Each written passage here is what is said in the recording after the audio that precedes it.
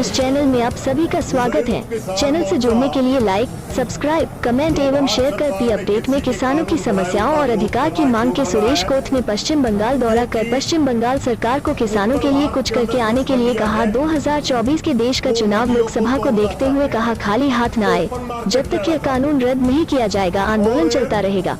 मंडियों को खत्म करने के उद्देश्य से कृषि कानून 2020 बना है।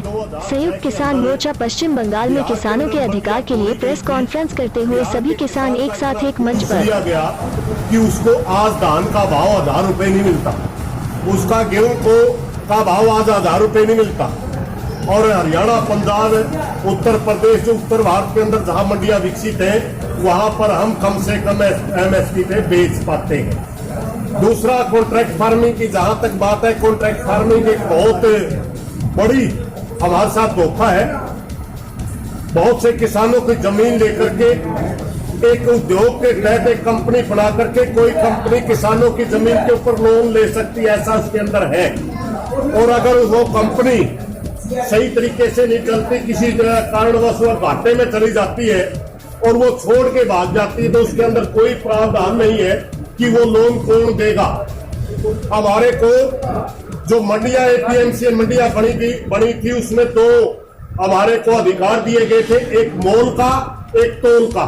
अगर मंडियां नहीं रहेंगी तो हमारे को कोई कानूनी राइट नहीं रहेगा, ना हम, क्योंकि उन मंडियों के अंदर कभी भी हम अगर कोई तो व्यापारी तोल में गड़बड़ करता है, हम उनका कांडा बाट चेक करवा सकते थे।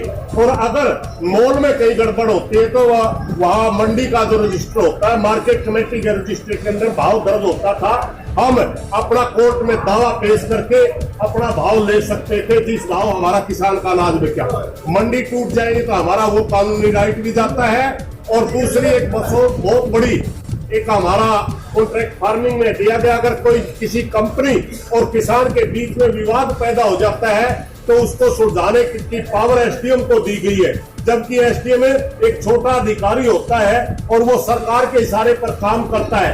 हमारा वहां हम किसी के साथ आदमी कॉन्ट्रैक्ट फार्मिंग अगर आपस में किसान करता है तो उसके अंदर हमें कानूनी अधिकार मिला हुआ है, हम कोर्ट के अंदर जा करके अपना दावा पेश कर सकते हैं, मगर वो हमारे को कोर्ट से भी वंचित कर रहे हैं। हमारा जो अधिकार है मूल नागरिक होने के नाते कोर्ट में जाना, उससे भी हमें वंचित कर रहे हैं। तीसरा कानून है जिसको एसेंशियल कमोडिटी एक्ट के नाम से जाना जाता है। अगर वो लिमिट तोड़ दी जाती है तो पूरी जनता के अंदर जमाखोरी बढ़ेगी, आपका कालाबाजारी बढ़ेगी, उद्योगपति मनमर्जी चलाएगा। जब किसान की फसल आएगी, उद्योगपति अपने गोदामों का गेट खोल करके उस फसल को बाजार में डाल करके हमारी फसल का रेट नीचे डाउन कर देंगे, और जब हमारे हाथ से फसल चली जाएगी तब उस गोदामों को बंद करके मनमर्जी से उपभोक्ता को बेचेंगे। एक ये है। दूसरी, इसी के तहत एक बहुत भारत सरकार की एजेंसी थी जिसको फूड कॉर्पोरेशन ऑफ इंडिया कहा जाता था, FCI, उसको सरकार तोड़ने जा रही है, क्योंकि सरकार ने 2-3 साल से उसको फंड देना बंद कर दिया। 3.5 लाख करोड़ की कर्जदान बढ़ा करके आज उसको तोड़ रहे हैं। अगर वो उसका काम था किसान से अनाज खरीदना और PDS के जरिए गरीब जनता को अनाज देना, अगर ये FCI तोड़ देंगे तो PDS भी तोड़ दिया जाएगा, गरीब जनता भूखी मरेगी, सड़कों पे रहेगी। एक बार तो उनको डायरेक्ट सब्सिडी के नाम से कुछ पैसे दिए जाएंगे, जैसे गैस सब्सिडी दे दिए गए, उसके बाद वो भी बंद कर दिया जाएगा, इससे कालाबाजारी बढ़ेगी। ये जो आंदोलन है इसका अंदर सब तरह का किसान का नाम तो बिल्कुल नहीं है। देखिए, इस आंदोलन में पूरे भारतवर्ष के किसानों की मांग है। पूरे भारतवर्ष के किसान, देखिए दिल्ली के नजदीक जो स्टेट है, जैसे हरियाणा से आता हूँ, हरियाणा दिल्ली के चारों तरफ है। दिल्ली के अंदर 5 बॉर्डर बंद है, 4 हरियाणा में बंद है, वो नजदीक है। और दूसरी बात है, पंजाब का किसान है, पंजाब भी हमारा नजदीक लगता स्टेट है, वो भी बहुत ज्यादा संख्या में। उत्तर प्रदेश का किसान बहुत संख्या में भाई मांगट की देते। बात क्या है कि लॉकडाउन के समय में चोर दरवाजे से कानून लाए गए, जब पूरा भारत बंद था, जरूरत नहीं थी, आवश्यकता नहीं थी। हमारे साथ क्या हो रहा है, मोदी कह रहे हम आपका भला करेंगे, हम कह रहे मेरे भाई माफ करिए, हमें आपका भला नहीं चाहिए। कहते नहीं, मैं जबरदस्ती करूंगा। ये भला नहीं कर रहे, हमारी गर्दन को उद्योगपतियों के हाथ में दे रहे हैं, हमारी कृषि को बर्बाद करना चाहते हैं। हमारी मांग क्या है हम चाहते हैं कि पूरे देश के किसान को मंडियां मिले, पूरे देश के किसान को एमएसपी मिले। मोदी जी क्या और जैसे बिहार, बंगाल, उड़ीसा, उत्तर प्रदेश के किसान को आज तक एमएसपी का पता नहीं, एपीएमसी का पता नहीं, क्योंकि इन लोगों को आज तक वो सुविधा मिली ही नहीं। वो कहते हैं कि बिहार बंगाल के किसान की तरह हरियाणा पंजाब के किसान को बर्बाद करेंगे। हमारी लड़ाई है कि हम पूरे देश के किसान के लिए लड़ेंगे, उनको लीगल गारंटी दिलवा करके ही जाएंगे। एमएसपी में वैसे एमएसपी से भी ये त्रुटियां बहुत है, मगर वो बात की लड़ाई एमएसपी एक सुनिश्चित आय होती है। जैसे आपको पता है 20 क्विंटल गेहूं एक एकड़ में होगी, अगर किसान को पहले पता है कि आपको एमएसपी मिल जाएगा तो 20 क्विंटल के हिसाब से वो खर्च करेगा, एक उसको पता होगा तो आपको इतनी इनकम मिल जाएगी उसके अंदर। मगर दूसरी जो ओपन मार्केट की फसल है उनका पता नहीं होता कि बाजार कब नीचे चला जाएगा, कब बाजार ऊपर चला जाएगा। वो डिमांड एंड सप्लाई के आधार पे चलती है। पहली बात मैं आपको बता दूं, बहुत से साथियों को यही पता नहीं कि किसान किसे कहते हैं। 70% किसान आज भी ओपन मार्केट के अधीन है। जैसे हमारा दूध का किसान है, हमारा शहद का किसान है, हमारा मीट का किसान है, हमारा मसाले का किसान है, हमारा सब्जी का किसान है, हमारा फ्रूट का किसान है। ये 70% तो आज भी ओपन मार्केट के अधीन है। हमें ओपन मार्केट की सारी कमियों के बारे में पता है।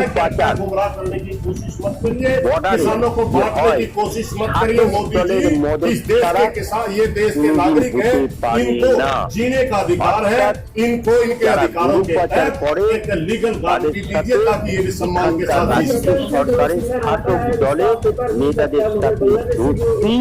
डॉक्यूमेंट है हमारे साथ आपको उपलब्ध कराएंगे।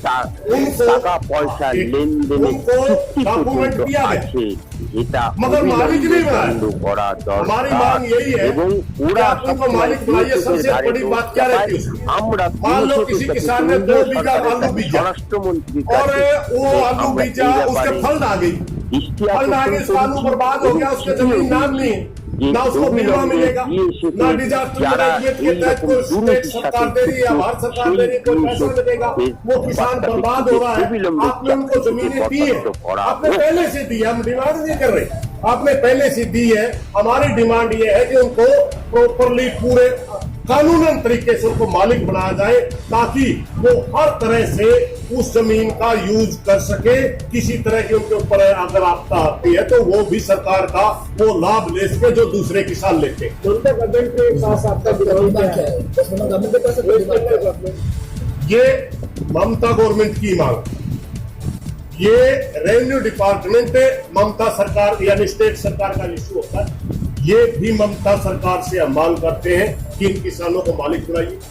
मंडियां, एपीएमसी मंडियां सरकार यहाँ बढ़ाना स्टेट सरकार का विषय है। हम ममता से सरकार से प्रार्थना करते हैं कि पूरे प्रदेश के अंदर मंडियां विकसित कीजिए। तीसरी हमारी मांग है पूरे प्रदेश के अंदर कम से कम न्यूनतम मजदूरी आप दीजिए। हमारी एक मांग है कि जब हरियाणा पंजाब की सरकारें, उत्तर प्रदेश की सरकारें गेहूं का खरीद, धान की खरीद एमएसपी में करती है तो पश्चिम बंगाल के किसान की भी आप खरीद करिए। डायरेक्टली अरे केंद्रीय पूल में भी जाती है, एग्रो जैसी इंडस्ट्रियां खड़ी करके। छोटा सा स्टेट है हरियाणा, आपके 2 जिलों के बराबर। हमारी सरकार जब खरीद कर सकती है, ये तो बहुत बड़ा स्टेट है और इसके अंदर तो बहुत ज्यादा मैं कहता हूँ संसाधन छिपा हुआ है। अगर इस प्रदेश को आगे ले जाने के लिए सोचें तो बहुत कुछ हो सकता है, किसान को आगे लेके जा सकती है। ममता जी से तो मेरी प्रार्थना है कि आप के अंदर किसान कुछ देखता है, इसलिए आप भी कुछ करके दिल्ली आइए। खाली आज दिल्ली आएंगी ना, आपको कुछ नहीं मिल रहा। मेरा नाम सुरेश कोत है, मैं हरियाणा से हूँ, भारतीय किसान मजदूर यूनियन का प्रेसिडेंट हूँ, एसकेएम का मेंबर हूँ, संयुक्त किसान मोर्चा का मेंबर। जब इंसान को ये लगता ना डूब गया तो मर गया, तब तो लड़ने के लिए निकलना पड़ता है ना। किसान के पास इतना समय नहीं होता मेरे भाई कि वो हर मुद्दे के ऊपर खड़ा हो जाए, नहीं होता। अब तो मजबूरी है, हमारा तो डेथ वारंट निकाल दिया सरकार ने, अब डेथ वारंट के ऊपर साइन कर दिए, तब तो हमें बाहर निकलना पड़ेगा। ये तीनों कानून किसान का डेथ वारंट है, कानून नहीं है। अभी आपके फिलहाल आपके हाथ में कितने पश्चिम बंगाल से कितने किसान जो हैं आपके हाथ में आए हुए हैं जो आपके साथ? देखिए, पश्चिम बंगाल का सारा किसान हमारे संबंध में, हमारे टच में। हम 100 किसानों का जत्था अगर दिल्ली बुलाते 100 चले जाते, 200 का बुलाते 200 चले जाते हैं। बहुत से साथी पश्चिम बंगाल के वहां पहुंचते हैं, उड़ीसा के पहुंचते हैं, कर्नाटका के पहुंचते हैं, केरला के पहुंचते हैं, पूरे देश के किसानों के जत्थे वहां पहुंचते हैं। बड़ी संख्या वहां नजदीक के किसानों की। ऐसा है कि जो किसान संसद में भी बंगाल के महिला किसान भी पहुंची हैं और पुरुष किसान भी पहुंचे हैं, तो उनका डेलीगेशन को 2 दिन 3 दिन उनको मौका मिला है बंगाल की बात रखने के लिए। तो पूरे भारत के किसान वहां पर पहुंच रहे हैं। नाम